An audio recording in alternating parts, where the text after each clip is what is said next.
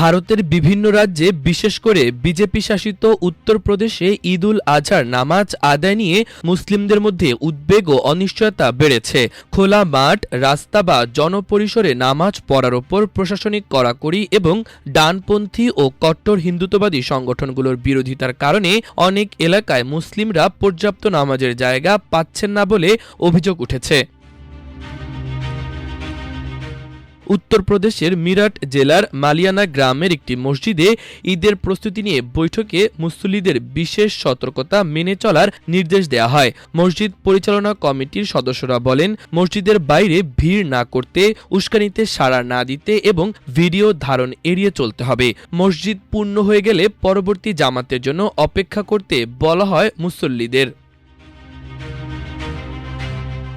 স্থানীয় মুসল্লিরা জানান, পুলিশের নির্দেশনা ও সামাজিক মাধ্যমে ছড়িয়ে পড়া নানা প্রচারণার কারণে মানুষ ভয়ের মধ্যে আছেন। তাদের আশঙ্কা, খোলা জায়গায় নামাজ পড়লে প্রশাসনিক ব্যবস্থা বা হয়রানির মুখে পড়তে হতে পারে। 2014 সালে প্রধানমন্ত্রী নরেন্দ্র মোদী ক্ষমতায় আসার পর থেকে বিভিন্ন ডানপন্থী হিন্দু সংগঠন প্রকাশ্যে মুসলমানদের নামাজ আদায়ের বিরোধিতা করে আসছে। তাদের দাবি, রাস্তা বা পার্কে নামাজের কারণে যানজট ও নিরাপত্তার সমস্যা তৈরি হয়। সম্প্রতি বিজেপি ঘনিষ্ঠ সংগঠন বিশ্ব হিন্দু পরিষদ দেশব্যাপী রাস্তায় নামাজের ওপর নিষেধাজ্ঞার দাবি জানায়।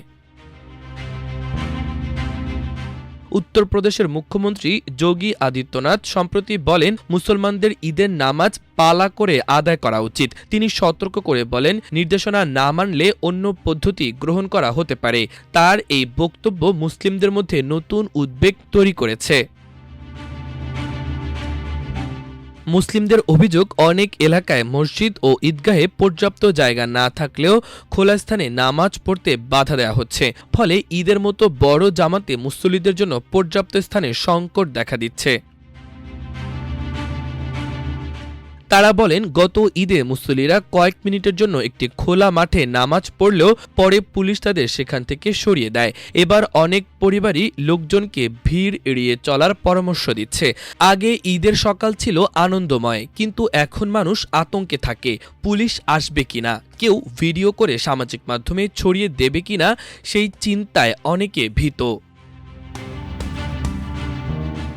মসজিদ কমিটিগুলো পরিস্থিতি সামাল দিতে জামাত ছোট করা, মুসল্লিদের ভাগ ভাগ হয়ে আসার পরামর্শ দেয়া এবং নামাজ শেষে দ্রুত চলে যাওয়ার নির্দেশনা দিচ্ছে। স্থানীয় স্বেচ্ছাসেবকদের ভিড় নিয়ন্ত্রণেও দায়িত্ব দেওয়া হয়েছে।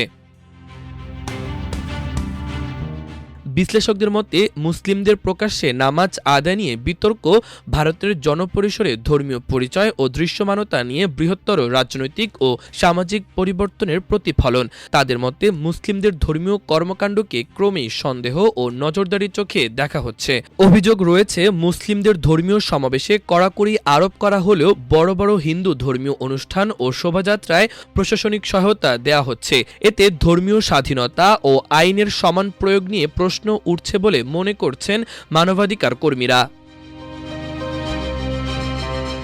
মাল্টিমিডিয়া ডেস্ক, আমার দেশ।